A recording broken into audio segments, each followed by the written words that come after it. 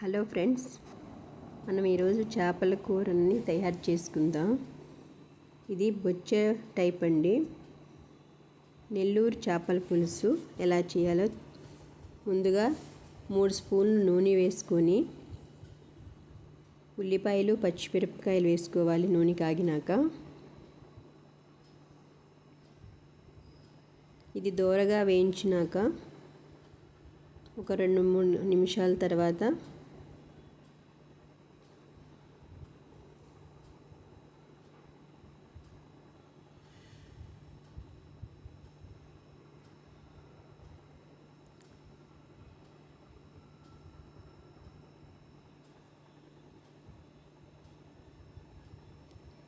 దోరగా ఏగుతున్నాయండి.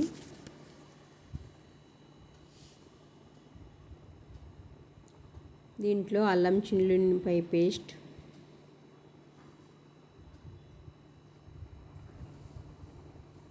టమాటో అన్నీ వేసి దోరగా వేయించానండి.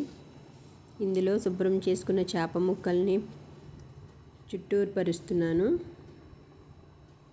గిరిటి పెట్టడం లేదండి, చేతితోటే పరిచేసినాక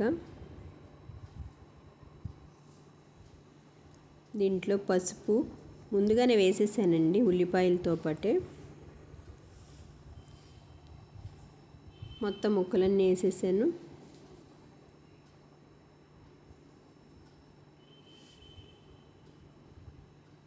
దీన్ని కదిపేసేసి గరిటె పెట్టకుండా కదిపేయండి. కొంచెం సేపు అయిపోయినాక 1.5 స్పూన్ కారం ఎక్కువ తినాలనుకుంటే ఇంకొక 1/2 టీ స్పూన్ వేసుకోండి. దీంట్లో కల్లుప్పు వేయటం మంచిది, ముక్కలకు బాగా సరిపోతుంది, పట్టిద్ది. కల్లుప్పే రుచిగా ఉంటుంది.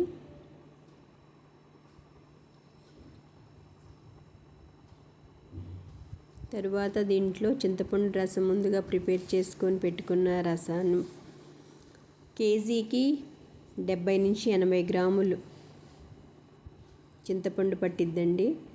ముక్కలు మునిగినంత వరకు ఈ చింతపండు రసం పోసుకొని మూత పెట్టేసేసేయాలండి. హై ఫ్లేమ్లో కొంతసేపు ఉడికిపోయినాక మీడియం ఫ్లేమ్లో పెట్టేసుకోవాలి.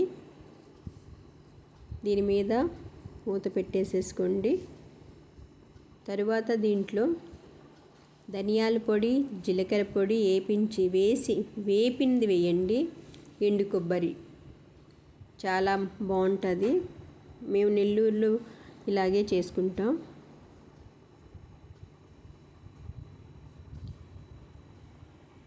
గరం మసాలా తక్కువే వాడతామండి చేపల పులుసులో. ఇది మార్నింగ్ కన్నా సాయంత్రానికి ఇంకా బాగుంటుంది. ఒకసారి ఇలా కదపండి, గరిటంటూ పెట్టమాకండి. బాగా పులుసు కావాలంటే కొంచెం వాటర్ లాగా ఉంచుకోండి. లేదు అనుకుంటే చిక్కగా అయినంత వరకు ఉంచేసుకోండి. గరం మసాలా అంతా వేసేసాను. ధనియాల పొడి, జీలకర్ర పొడి, ఎండు కొబ్బరి, లాస్ట్లో కొత్తిమీర వేసుకోండి. ఇది అలా వదిలేసినాక సాయంత్రానికల్లా చల్లారిపోతే మరుసటి రోజు చాలా బాగుంటుందండి. ఒకసారి ట్రై చేయండి.